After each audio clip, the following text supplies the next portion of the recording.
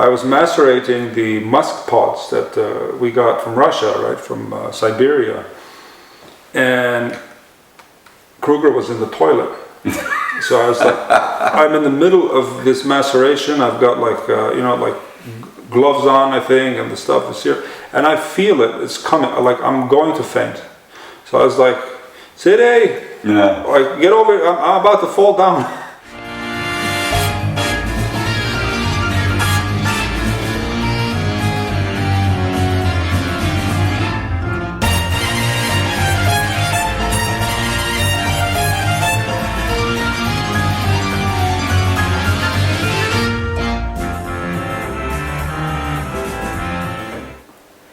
Well, did you wash your hands?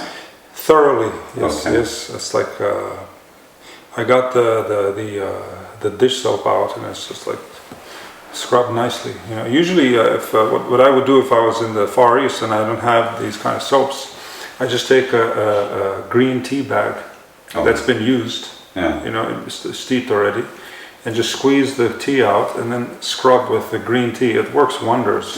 Your swipes, like I go through like thousands of swipes, right? Yeah. And it'll totally eliminate any scent from the skin. So a used green tea bag. Used green tea bag, you know, you scrub the skin, it'll leave a fresh, you know, clean skin scent on your skin. It's beautiful. And that's if you don't have dishwashing detergent. I mean, dishwashing, you know, that sounds a bit, you know, conventional, but what I would use is something like these Castile soaps that are all natural and very strong surfactants. Okay. Yeah. And the alcohol doesn't do the trick? The alcohol does the trick, but I prefer to, you know, if I can avoid putting alcohol on the skin, because it's like, you know, it can sensitize the skin. You know, yeah, but that was. Do you look like you're still affected by it, actually? I am. I feel like someone just knocked me on the head, you know, with this stink bomb. It's like it's disgusting. Well, you put yourself out there, you know, with the skunk, and then I had to check it out. Yeah. You know, skunk juice, you know, authentic, straight from the real skunk. You know, like I was like, we have to smell this, right? Well, you're an adventurer. But now we have it. I mean, it's like it's never coming out of there, but it's captive in my Pyrex. You know, it's like anybody ever wanted, like, you know, like maybe play a game like Dare to Smell or something like this, right? Okay, yeah. I can whip that out, and it's just. Or if you ever had an argument with your neighbor, you know, you could always. Oh, I can always do that. You could always put this, you know, the skunk. I wouldn't do that to my, you know, to my neighbors. Of course not. Yeah, never. I'm joking, obviously. Yeah. Well. It's like you swallow the tea, and then there's something else like wants to come out. It's these skunk fumes, or you know, it's like also the muskrat is I find it to be actually the skunk didn't actually affect me physically as much as the muskrat. You know, muskrat, that was the Egyptian musk thing was terrible. Well, it's probably because you're breathing, you know, too much clean air. You know, if you're gonna you know, live life, you know, I've been to many places with terrible smells, you know, so maybe that's why I wasn't affected. No, this smells. Yeah. I mean, it's like those white musks that are. They induce this, you know, like a pathological reaction in me. Some of them, it's like these Egyptian, especially Egyptian musk, right? Yeah. I can really vomit if I smell that. Wow, you're very sensitive. Yeah, I can't stand those kind of things. Yeah. Let's move on to something more pleasant. Yes. Okay. Centennial urine. Well, that is a step up. Yes, it is a step up from the gland of the muskrat, which was already a step up from the juice of the skunk. I mean, it's like we're moving You're up. You're really taking me to the heights today. I mean, This is Hyraceum, right? It's I got to get ready here. It's like I know. I feel. You want us to get the mask for you? I feel queasy. What's the point of smelling it? This is nice. Oh, okay. This is okay. You know, urine. I like urine. You know, like the musk. You know, the deer musk. Yeah. It's like the best urine you can ever smell. Okay. But I got really queasy when I was working with that as well. I was macerating the musk pods that we got from Russia, right, from Siberia, and Kruger was in the toilet. So I was like, I'm in the middle of this maceration. I've got like, like gloves on, I think, and the stuff is here, and I feel it. It's coming. Like I'm going to faint. So I was like, City, like get over. I'm about to fall down. It was intense. I had this like a physical reaction to some of these smells that when they're too overwhelming. It's like you can really, like you can, someone who's not trained, not used to strong aromas, right? And the second time I did even more pods and nothing happened. It's like I got used to it. I got used to it. The first time it was, I was either going to vomit or faint. I was feeling like something is not right, something is wrong. But this, the Hieracium is. You want to try some on? Sure, why not? So I'll put some on here. Okay. There you go.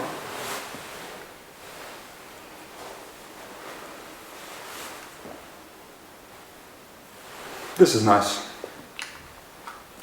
Yeah, this is nothing close to the... Centennial. This is Centennial urine and feces. It's not. This is not fresh. This is the urine and the petrified feces and urine of the hyrax. Okay. And from Somalia or Ethiopia, right? And it's just wonderful. Yeah, now I feel like I'm out in the farm area, out in the the woods, smelling, the animals being around with a nice. With an ingredient like this, right? I don't see why anybody would need to use synthetic musk. Yeah. Well, is that cheaper than synthetic musk? No, synthetic musk is much cheaper than this. It's not about. I mean, cheapness is not the main factor here. It's like the quality of the aroma, the integrity, the wholesomeness of the smell. It's like synthetic musk is this like jarring, single note, which is clearly, palpably unnatural, and it reverberates with your inner chi. I feel, someone who's in tune with their spiritual and their body energy, would feel that something is not correct when they have. But yet you say that a lot of perfumers use it. Every perfumer uses it. Yeah. So I mean, so the reason must be they haven't searched for something that's similar. No, they know that this is available. I mean, they know this. But I mean, the deer musk is illegal. Unless you go to if you source it legally, you cannot sell it in the EU. Yeah, because it's banned and it's not. Okay, well, we can't blame them for that. We can't protecting the deer. Protecting the deer, and killing the whales at the same time, because dumping all of these white musks into the ocean and all the toxic waste from these factories in France and Switzerland that are manufacturing these, these macrocyclic and polycyclic musks, right? They're extremely toxic to aquatic life. Like all fish, are very, very susceptible to that. Yeah. It's like the atom bomb for the sea life. Marine life. Well, unfortunately that's what the developing world has developed into, basically.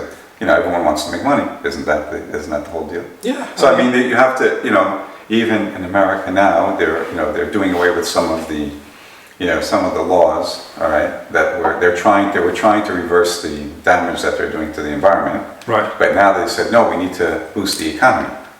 Well, that's because of the current the current mentality. I think that's not going to be. I mean, if we want to have a future, in terms of like the environment and even the human race, we're in grave danger from global warming and what they're doing. It's.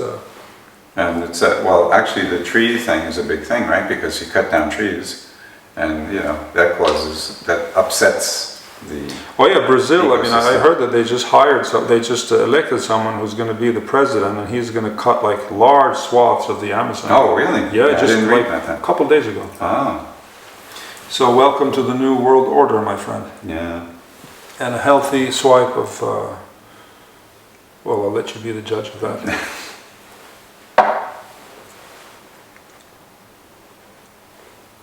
This is burning my nose. Is it? Yeah. Really? Yeah. So now you're having a physical reaction. Yeah. For me, this is like, as an old friend. Really? Yeah, I know it very well. I'm very familiar with it, and it's like it's like I'm in my habitat when I smell this. I see. For you, it's like the skunk was acceptable. Well, not acceptable, but I mean, It was. You didn't have like. It didn't make me sick or anything. It didn't make you recoil. No, it didn't make me. Neither. This smells much nicer, obviously. Yeah.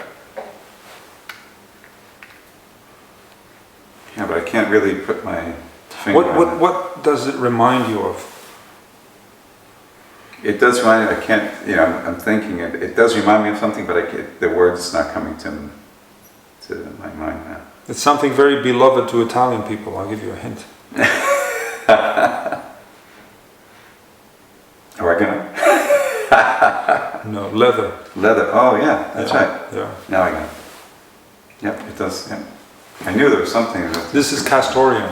Castoreum. Castoreum. This is the pod of the male beaver. Oh. Right? It's a fragrant organ, and it has this very leathery, musky, animalic, burning my nose kind of smell. Yeah. Well, now it doesn't burn my nose. Now it doesn't burn my nose. It just when I first smelled it, then it did. But now it doesn't. Yeah, I knew there was a familiar smell to it, but I just couldn't. So leather Italian. This is what the. What do you? I mean, if we want to create a leather cord in a perfume, naturally, you would use castoreum. You would use cade, birch tar, in conjunction. And then you get like what they call a leather note, like Cure de Russie kind of smell, you know, like the Russian leather smell. Yeah. Yeah. That's nice. You like it? Yeah, yeah. Do you prefer this to the muskrat? Or you prefer the muskrat, the Egyptian musk, remember, don't forget. Yeah. No, I prefer this. Okay. Yeah. You prefer this to that? Yeah, yes I do.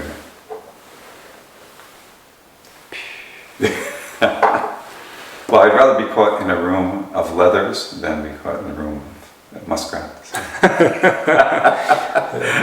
In a room there is, of beavers. Yeah, of beavers. Of beavers. Yeah. I mean, there is that, you know, that smell. You know, when you buy something new that's leather, you know, and you smell it, it isn't kind of like this. Yeah. Yeah. Yeah. I much prefer. I have to tell you, I much prefer the Hieracium to the other two. Even though I'm very fond of castoreum. Yeah. I much prefer the Hieracium. Much prefer the Hieracium because it has this soft, like gently glowing, powdery radiance to it. But would it be used in you know, in the same way? I've never used it. Oh, you've never used it? I've never used it. I see. I've never used it. So you got it so you're thinking about trying it, I guess. No, I have some from before. Okay. This is just a tincture. I have the actual Absolute, which is much stronger than this. But I just haven't found a place for it yet. I see. You know, but I do plan to use it. But you have used this then? Castoreum? Yeah. Oh yeah. Yeah, so. Castoreum is my good friend. So this one cannot, what I'm trying to get at is that that one cannot replace this one. Oh no. Yeah. I mean, they smell totally it's different. Yeah, it's totally different. Like, you know, peppers and tomatoes. Yeah, so I mean, if you're saying like, you know, which one do you like better, I mean, they're totally different, right? So I mean, you can have a preference. Yeah. Like some people like, you know, like green tea, some like coffee. It's like subjective, right? And what if you like them both? You gotta like one a bit more than the other one. Yeah. I try to be an equal opportunity lover. That's why you can have multiple wives. Because if you can't do that, if you're going to be unfair in your distribution of love and emotional, you know, sympathy and, you know, well, you can't empathy. You know, you cannot control your heart. Right? Well, you're saying you can equally, you know. Yeah. You just said it. Yeah, yeah. I said you can do it. You can do it. Yeah, it's not that easy. But only for castoreum and Hieracium. No, I like this better actually. Castoreum. Yeah. Yeah, I like the leathery smell better. Right. But I mean, if it was put in something else, maybe I would like the other one. You know, if there was a blend, I mean, you know. You would probably like the other one. I'm not sure. I mean, I'd have to know what that blend is. EO number 1, which you've smelled, contains a very healthy dose of castoreum. Okay. Yeah. All right. Because it's a leather, right? It's a leather perfume. Yeah. Right? The original inspiration was the Sultan leather attar. Okay. Which in itself, by the way, does not contain any castoreum. Oh. Right. So you see now here is there's the difference between an attar And a spray perfume, you have to tweak the formula so as to make it appropriate for the format that you want to release it in. Yeah. We talked about that before. Yeah. Very nice. The Hyraceum is nice, I think. The Castorium is smells like a proper synthetic leather extract. You know, it's like these leather, alpha quinoline or these kind of things that they make. Okay. I smelled one of them one time. I was like, I threw it out. The minute I tried it, I gave it. Have these dramatic reactions. No, if I smell something that to me smells like it's going to kill me, trust me, I am not going to keep it. I threw it out. It just came in the mail. I was going to try it just to see what this is. Because you gotta of course experiment. You gotta see experiment. what everyone else is using. How does it compare? What is the strength factor? How does it last on a test strip? Yeah. So I smelled that, and I was like, if you think the muskrat reaction or the skunk reaction was strong, I smelled that. I was like, I was choking for hours after. I was like asphyxiating. Wow. In a state of asphyxia. You know, like you can't breathe. Really? Yeah, it was terrible. Oh, wow. Alpha quinoline or something like this. Yeah. And you know, believe me, you don't need to try that. It's like a toxic bomb. It's like, wow, it's terrible. Yeah. Terrible. Terrible. Yeah, well, you said you have to try these different things to see what they're using. That one I tried it for you. Trust me, you don't need to try it. Well, there's no reason for me to try that, right? Yeah, or any of our viewers. Yeah, of course. Like a lot of people here, the people that are tuning in with us, are aspiring perfumers. Ah, I see. Okay. You know, people who like to make blends at home. Try mixing essential oils to make their own, like aromatherapy recipes. Okay. And you don't want to try that one. Yeah. Synthetic leather is like some people tell you, you know, like some of these perfumers that are out there today, they will say you need to understand both the naturals and the synthetics, so that at least you can harness the naturals or even utilize the synthetics in a synergistic way, so as to make a more complete, more rounded aroma, right? I see. But that was terrible. It was awful. I'll say that about many things, but it's like I tried these aldehydes one time. I got the C10, the C9, the C this and that. And one of my staff, he accidentally left the cap off, or he spilled a drop somewhere when we were sampling it. And I just I went on a tirade. You didn't want to see me. Why do you leave? Why are you playing with aldehydes? First of all, this is you know. But people say, you know, you have to have these understanding of these things and try them and sample them. So we tried them. I can see that. Yeah. But one time is enough. Yeah, no. I mean, I experimented with one of them later, and I tried using it in very minute amounts, like microscopic, you know, doses. Yeah. And it has a good effect. Oh, okay. It has a good effect, right? There you go. But for me to actually, I need one of those, you know, these things with the gas, you know, oxygen tank, you know, so I can breathe when I'm working with this. Wow. It's appalling. Appalling. Wow. One guy, he said in a book, he said, a lot of people were born because of Mitsuko. Not many people died because of it, right? Okay. Look at the perfumers. I mean, the perfumers probably they got Alzheimer's or all kind of things. Yeah, from these smells. From these smells, yeah. It's you know. Well, thank you for not exposing me to that. You know. Well, I think you spoke too soon. I was planning to actually delve into a session of exploring these synthetic musks and synthetic fixatives and whatever people are working with. All right. Just to give people like a brief intro. You know. Well, it'll probably be helpful to our friends. I'll get you a mask though. Don't worry. Okay, no problem. No, you know, I'm willing to try it out. You know. Plus, you're not scared about these things, right? No, that you don't mind, you know, No, because like I said, I've smelled many different smells in my journeys across the world. I'll be honest with you. Yeah. So there you have it. The animal substances in perfumery. We covered skunk, Hyraceum, muskrat, and Castorium. Yeah. I should have brought some civet. Yeah. We'll do that on another episode. Yeah. Okay, So, I can't wait. Yeah. Stay tuned.